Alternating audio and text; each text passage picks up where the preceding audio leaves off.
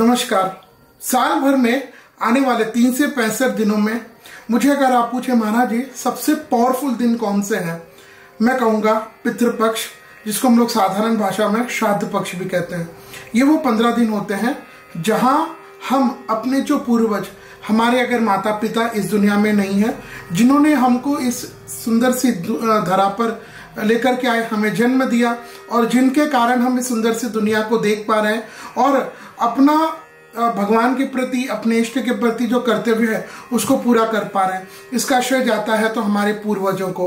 उन्हीं पूर्वजों को, उन्हीं पितृ देवताओं को याद करने का, स्मरण करने का, उनको मनाने का समय होता है श्राद्ध पक्ष, पितृपक्ष। श्राद्ध पक्ष में हम अपने पूर्वज जिनकी मृत्यु तिथि होती है उनके दिन उनका श्राद्ध तर्पण करना होता है। ध्यान रखिएगा, कई लोग क्या करते हैं कि श्राद्ध तर्पण का मतलब अपनी बहन, बेटी, बुआ या फिर किसी पंडित जी को बुला लेते हैं, भोजन करवा देते हैं, हो गया श्राद्ध। नहीं, ठीक है, it could be an part of shraddh, एक श्राद्ध का एक हिस्सा हो सकता है, लेकिन श्राद्ध का मुख्य अर्थ होता है एक योग्य पंडित जी को उस तिथि को, जिस दिन आपके पूर्वज इस धरा को छोड़ करके गए थे, उस दिन अच्छे योग्य पंडित जी के द्वारा तर्पण करवाना चाहिए। जिस तरह अगर आपको भूख लगी है तो आपकी भूख कैसे मिटती है? भोजन लेने से, चावल है, रोटी है, मीठा है, ये खाने से। उसी तरह हमारे पितरों का जो भोजन होता है वो होता है तर्पण। केवल संसारिक लोगों को भोजन कराने से, ठीक है, पितृगण आते हैं, लेकिन वह प्रसन्न तब होते हैं जब हम उनके नाम का, जब हम उनके लिए श्राद्ध तर्पण करते हैं। इसलिए जब उनकी तिथि आती है तो आप योग्य ब्राह्मण के द्वारा विधिवत तर्पण कराइए, स्वयं नहीं करिएगा, क्योंकि इसमें मंत्रों की शुद्धि, आजकल यूट्यूब पर बहुत सारे पंडित, बहुत एस्ट्रोलॉजर्स स्वयं एक जगह बैठ करके वीडियो बना देते हैं कि भाई ये श्राद्ध तर्पण करने की सरल विधि है। उस विधि को आप स्वयं करेंगे तो उसके बहुत से नियम है। मंत्र शुद्धि होना चाहिए, शरीर शुद्धि होनी चाहिए, आचार विचार ये सब शुद्धि होना आवश्यक है। इसलिए तर्पण आप योग्य पंडित जी के द्वारा ही करवाएं। श्राद्ध तर्पण नहीं करने से मैंने कहीं बहुत जगह देखा है कि जिन घरों में श्राद्ध तर्पण नहीं होता है अपने पितरों के प्रति, तो उन घरों में सुख शांति नहीं रहती, उन घरों में मंगल कार्य नहीं रहता है, उन घरों में लक्ष्मी का आगमन नहीं होता है। क्योंकि जो वैकुंठ में, स्वर्ग में रहने वाले देवता भी यही सोचते कि भाई ये व्यक्ति अपने घर में रहता है, इसके जो पितृगण है ये उनकी पूजा आराधना नहीं कर रहा है, उनको मान सम्मान नहीं दे रहा, तो मुझे कैसे देगा। इसलिए आप और अन्य देवताओं को रिझाओ न रिझाओ, मनाओ न मनाओ, आपकी इच्छा, लेकिन आपका अपने पितरों के प्रति कर्तव्य है, उसको तो पूरा करना ही चाहिए। पितृ ऋण से आप ऋण तभी होते हैं जब आप उनका श्राद्ध, साल भर में आने वाली उस तिथि को अगर आप उनका श्राद्ध तर्पण करते हैं तो आपके मन में भी है कि आप अपने पितरों का श्राद्ध तर्पण करें, लेकिन आपको उसकी तिथि पता नहीं, तो कमेंट बॉक्स में आप जिन डेट को वो एक्सपायर हुए, जिन तारीख को वो उनका स्वर्गवास, गोलोकवास हुआ है, उस तारीख को और समय को हमको आप लिख भेजिए, मैं आपको उनकी तिथि बता दूंगा। तिथि अनुसार ही श्राद्ध होना चाहिए।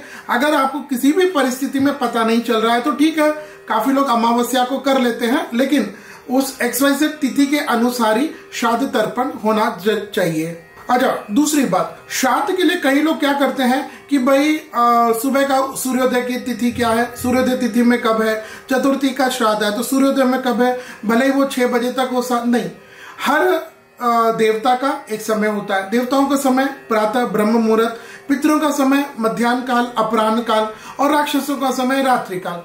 तो जब आप श्राद्ध तर्पण कर रहे होते हैं तो आपको उनका तर्पण मध्याह्न काल लगभग 12:15, 12:30 से लेकर के 1:15 बजे के समय, ये जो होता है 3 घंटे का समय, इसी दौरान आपको श्राद्ध तर्पण करना चाहिए।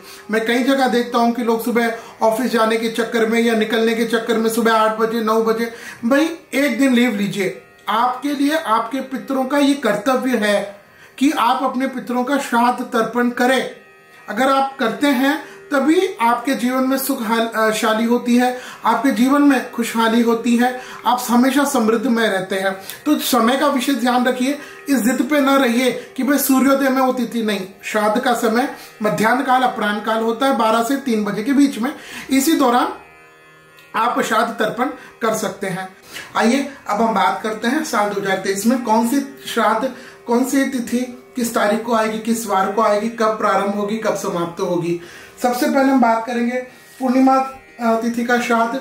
तो पूर्णिमा तिथि प्रारंभ हो जाएगी गुरुवार 28 सितंबर 2023 को। इस दिन शाम के 6:50 को प्रारंभ होगी और पूर्णिमा तिथि समाप्त होगी शुक्रवार 29 सितंबर 2023 को दोपहर के 3:28। तो इस तरह पूर्णिमा का आपको जो श्राद्ध करना है वो आपको 29 सितंबर को 2023 को करना है।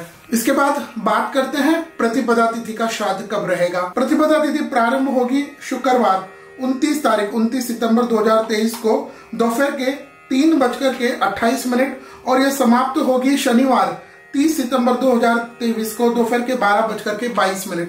इसके अनुसार क्योंकि श्राद्ध का समय मध्याह्न का होना चाहिए, इसलिए प्रतिपदा का श्राद्ध भी इसी दिन यानी 29 सितंबर 2023 को ही रहेगा। हम बात करते हैं द्वितीया तिथि का श्राद्ध।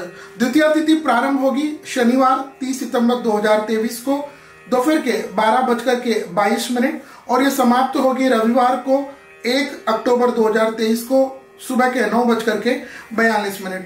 इसके अनुसार द्वितीया तिथि का श्राद्ध होगा शनिवार 30 सितंबर 2023 को। इसके बाद हम बात करते हैं तृतीया तिथि के श्राद्ध की। तृतीया तिथि का श्राद्ध, तृतीया तिथि प्रारंभ होगी रविवार 1 अक्टूबर 2023 को प्रातः 9:42 और तृतीया तिथि समाप्त होगी सोमवार 2 अक्टूबर 2023 को प्रातः 7:37। इसके हिसाब से तृतीया तिथि का श्राद्ध आएगा रविवार 1 अक्टूबर 2023 को। इसके बाद हम बात करते हैं चतुर्थी तिथि के श्राद्ध को। देखिए तृतीया और चतुर्थी तिथि का मिलन हो गया है, तो यहाँ चतुर्थी तिथि क्षय हुई है। इसके अनुसार चतुर्थी तिथि जो वो प्रारंभ होगी सोमवार 2 अक्टूबर 2023 को प्रातः 7:37 और यह समाप्त होगी इसी दिन मतलब दूसरे दिन मंगलवार को प्रातः 6:12।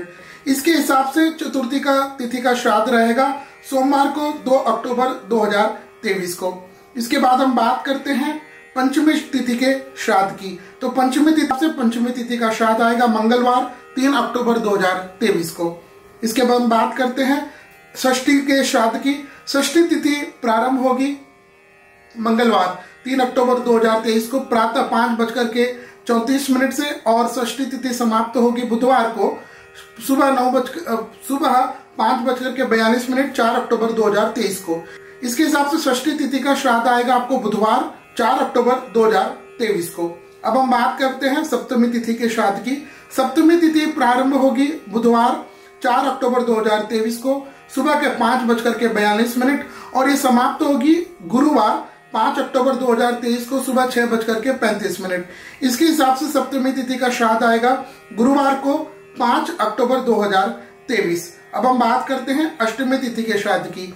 अष्टमी तिथि प्रारंभ हो जाएगी गुरुवार को सुबह 6:35 5 अक्टूबर 2023 को और अष्टमी तिथि समाप्त होगी शुक्रवार को सुबह 6 बजे और यह 6 अक्टूबर 2023 को।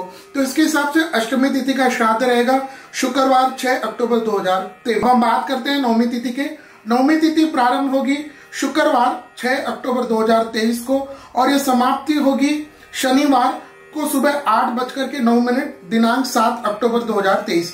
इसके हिसाब से नवमी तिथि का श्राद्ध आएगा शनिवार को 7 अक्टूबर 2023। अब हम बात करते हैं दसवीं तिथि के श्राद्ध की। दसवीं तिथि प्रारंभ हो जाएगी आपको रविवार 8 अक्टूबर 2023 को प्रातः 10:13 और दसवीं तिथि समाप्त होगी सोमवार 9 अक्टूबर 2023 को दोपहर के 12:37। इसके हिसाब से दसवीं तिथि का श्राद्ध रहेगा रविवार 8 अक्टूबर 2023 को। अब हम बात करते हैं एकादशी यानी 11 के श्राद्ध की। 11 तिथि प्रारंभ हो जाएगी सोमवार 9 अक्टूबर 2023 को दोपहर के 12:37 और एकादशी तिथि समाप्त होगी मंगलवार 10 अक्टूबर 2023 को दोपहर के 3 बजे। इसके हिसाब से एकादशी तिथि का श्राद्ध रहेगा सोमवार 9 अक्टूबर 2023 को। इसके बाद हम बात करते हैं द्वादशी तिथि के श्राद्ध की। द्वादशी तिथि प्रारंभ होगी मंगलवार 10 अक्टूबर 2023 को दोपहर के 3:09 को और द्वादशी तिथि समाप्त होगी बुधवार 11 अक्टूबर 2023 को शाम के 5:38। इसके हिसाब से द्वादशी तिथि का श्राद्ध रहेगा बुधवार 11 अक्टूबर 2023 को। अब हम बात करते हैं त्रयोदशी यानी 13 का श्राद्ध। 13 तिथि प्रारंभ हो जाएगी बुधवार 11 अक्टूबर 2023 को शाम के 5:38 और तेरस तिथि समाप्त होगी गुरुवार 12 अक्टूबर 2023 को रात के 7:54। इसके हिसाब से तेरस जो त्रयोदशी का श्राद्ध है वो गुरुवार 12 अक्टूबर 2023 को होगा। इसके बाद हम बात करते हैं चतुर्दशी चौदस का श्राद्ध। चौदस चतुर्दशी तिथि प्रारंभ होगी गुरुवार 12 अक्टूबर 2023 को शाम के 7:54 12 तारीख और यह समाप्त होगी शुक्रवार 13 अक्टूबर 2023 को रात के 9:51। इसके हिसाब से चतुर्दशी तिथि का श्राद्ध आएगा 13 अक्टूबर 2023 को शुक्रवार को। अब हम बात करते हैं अमावस्या के श्राद्ध का। अमावस्या तिथि प्रारंभ होगी शुक्रवार 13 अक्टूबर 2023 रात के 9:51 और अमावस्या तिथि समाप्त होगी शनिवार 14 अक्टूबर 2023 को दोपहर रात के 11:25। इसके हिसाब से जो सर्वपित्र अमावस्या है, जो अमावस का सबसे महत्वपूर्ण श्राद्ध रहेगा, वो शनिवार 14 अक्टूबर 2023 को रहेगा। और जो मातामह श्राद्ध है वो नवरात्रि के पहले दिन 15 अक्टूबर 2023 को। तो यह थी साल 2023 में सभी पूर्णिमा से लेकर के अमावस्या तिथि के श्राद्ध पक्ष का महत्वपूर्ण निर्णय। इस वीडियो को आप लाइक और अधिक से अधिक शेयर कीजिएगा। तो इनके अनुसार आपको यह तिथियां थी श्राद्ध की।